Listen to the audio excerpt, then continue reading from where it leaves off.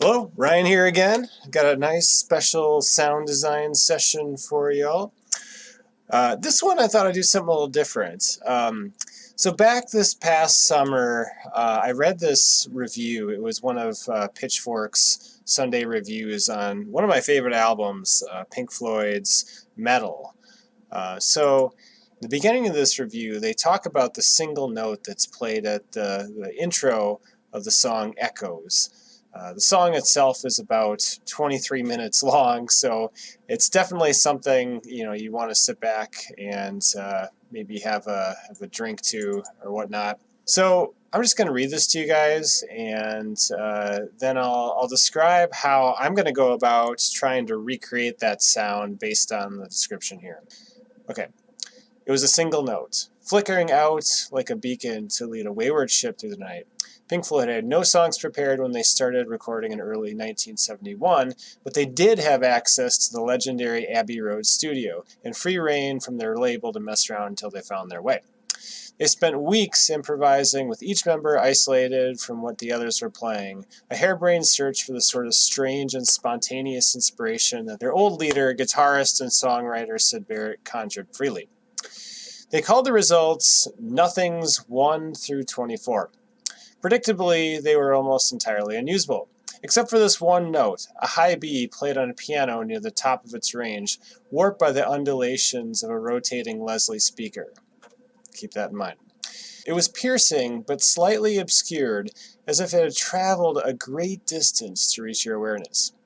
We could never recreate the feeling of this note in the studio, especially the particular resonance between the piano and the Leslie, drummer Nick Mason wrote later.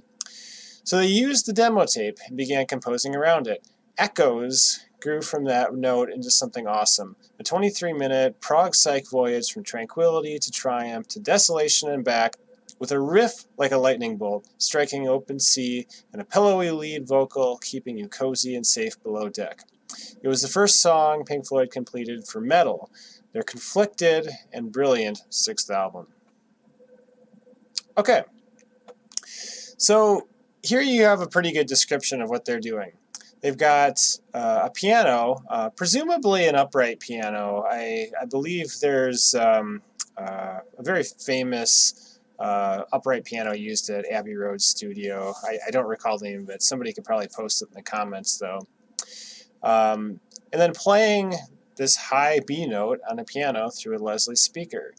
Sounds pretty simple in all, but even at the time, I imagine this took a bit of engineering on the part of their studio engineers. So let's see what we can do to create this. I've got kind of some setup here already. I took the liberty to do most of the recording ahead of time here, so I can show you guys what I got. But basically, the gist of this is we're going to put a mic on this high B note on my upright piano, record that into the computer, send the signal back out into my external Leslie cabinet, mic that, and then record the results. I believe this is pretty close to what Pink Floyd did, minus the computer part, of course. That wasn't around back then.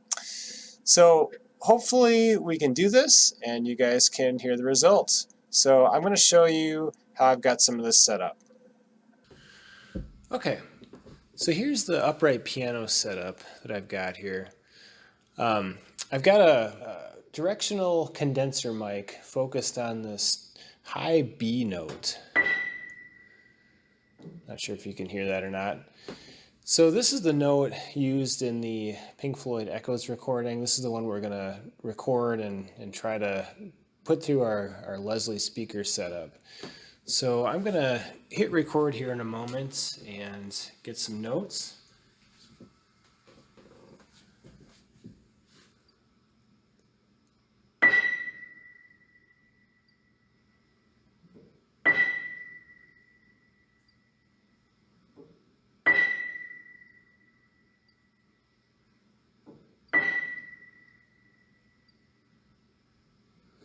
There we go.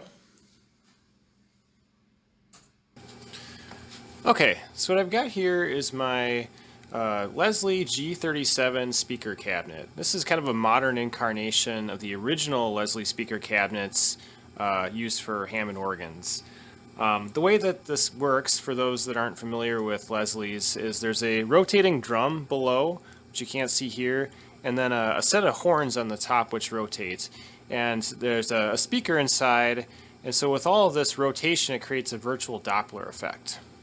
So for this particular sound, I'm going to send the piano notes that I recorded from my computer out to this reamp box. It's going to drop the voltage down so it can go into the amp, and then I'm going to record all of this through this microphone over here. This is an MXL 990 microphone that I've modified to now have a RK47 capsule. The RK47 is a pretty classic microphone capsule. I believe it was used quite a bit at Abbey Road Studio, so it's likely that this was possibly part of the setup. Who knows? So we're going to play the notes through here and see how it sounds.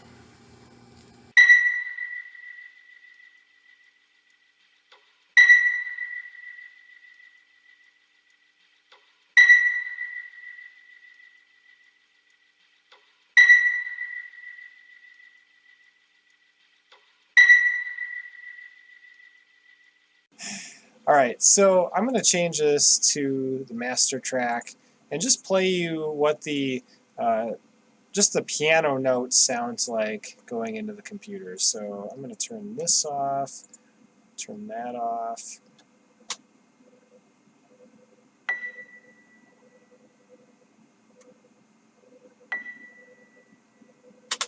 So yeah, it sounds like a piano.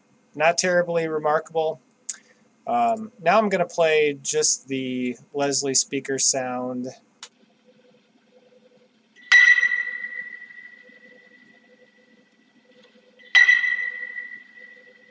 So let's look at what we have here. On the track that we're capturing the piano note on and then sending it out to the reamp box, we've got some processing going on here. There's not a lot of hammer sound to this tone. If you listen to it on the original recording, you can't even really tell there's a piano hammer involved.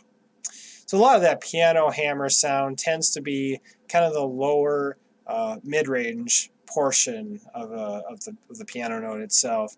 So I've put an EQ effect on here and basically pulled everything out below about, I don't know, 800 hertz or so. So really getting rid of a lot of the low end and most of the mid-range as well. I've also given it quite a bit of compression too. So this is compressing the piano notes going out to the Leslie speaker, and that's just to give the give it more sustain so we can hear that trailing part more. That was the part that I was really struggling with capturing the best, is trying to get that kind of nice ringing sustain. A lot of what I was recording just sounded really pingy, but some of this might depend on the properties of your individual upright piano. So in any event, this is what's happening to the signal going out to the Leslie speaker cabinet.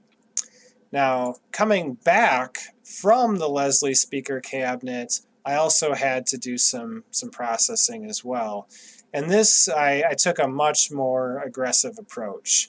As you can see, it's basically a bandpass filter with the EQ. I'm just essentially focusing on that range where the note is most prominent. So let's go ahead and just play a note here so you can hear what that sounds like again. Yeah, you can see the note is really right around that 200K mark there. So it's picking up that and a little bit more of the high end. Also really compressing the hell out of this signal. I mean, this is the sort of compression that I might have like on a vocal track or something, but really cranked up the release and even the attack quite a bit. Yeah, and even put a isotope ozone exciter plug-in to give it just a little bit more saturation too. I think from that era, most things were recorded to tape, so I kind of wanted to capture some of that as well. So there you have it. There is the Pink Floyd Echoes sonar ping that's used in the intro of that track.